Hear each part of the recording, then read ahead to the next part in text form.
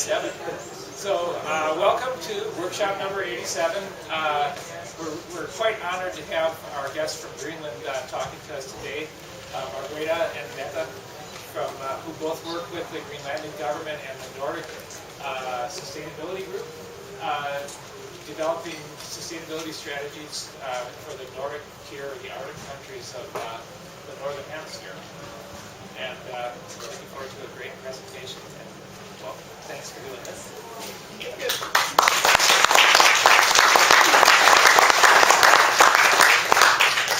Well, thank you very much for coming here to our workshop, and we are very honored to be here and very happy to be able to come here and exchange knowledge and information with you.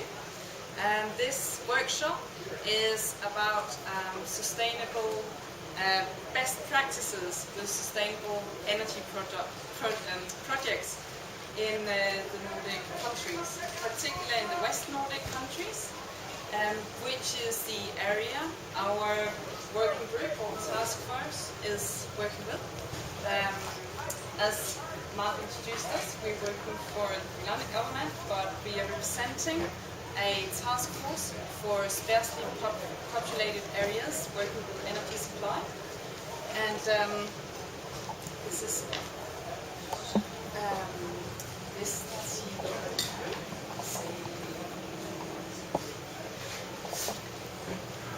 I can tell you very shortly about the organization of the Nordic Council. There is the Nordic Council of Ministers, which is one of the world's oldest cooperative groups. It's an association of different Nordic countries, and they are, among other things, working on energy questions. And just underneath the Nordic Council of Ministers, where the parliamentarians are represented, there is a working group for energy, where different senior officials are represented.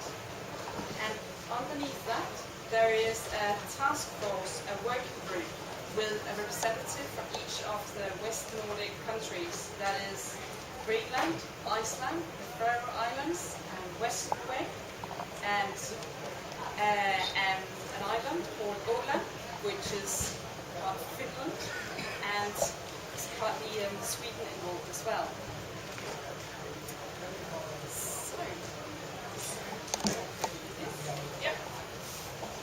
Before I go into the map, point out where on the globe we are at the moment, I'd like to introduce you to info cards that you're welcome to take one of each after the workshop if you would like to dig further into the projects that we are going through today. Also, we have booklets about the renewable energy resources in the West Nordic region that can also be downloaded from the internet.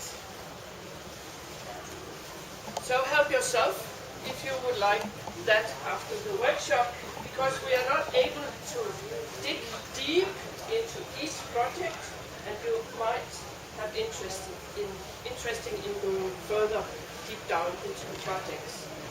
This map shows you the West Nordic region. The North Atlantic, the most northern part of the Nordic countries. And as I cannot reach the picture, I can only point it out in words. And to the west, the biggest island in the world, that's Greenland. There are 55,000 people in Greenland. Then there's Iceland, Iceland with geothermal heat. 400,000 people. Then we have a teeny weeny little dot in the North Atlantic. That's the Faroe Islands. 59,000 people. And then there's Western Norway together with Svalbard. Norway has nearly 5 million people. So, as you can see, the Arctic Circle is dividing Greenland into two. It's just passing north of Iceland. Some of the northern Norway is over the Arctic cycle, and of course a lot of the sea is north of the Arctic cycle. So we're dealing with coastal communities, people living from hunting and fishing, and the focus of ours is small island states and their possibilities to shift from fossil fuel to renewable energy sources. Most of these countries are completely dependent on fossil fuels, except perhaps Iceland and part of western Norway. In Iceland they have geothermal heat, but their fleet, their driving and so on is completely dependent on fossil fuel. Greenland, with 77 local communities or towns and villages, are completely dependent on fossil fuels.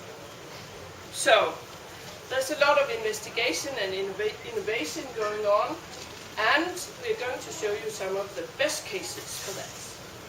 I just point out, not hopping like Metta, but one of the islands is just the shadow on my pen.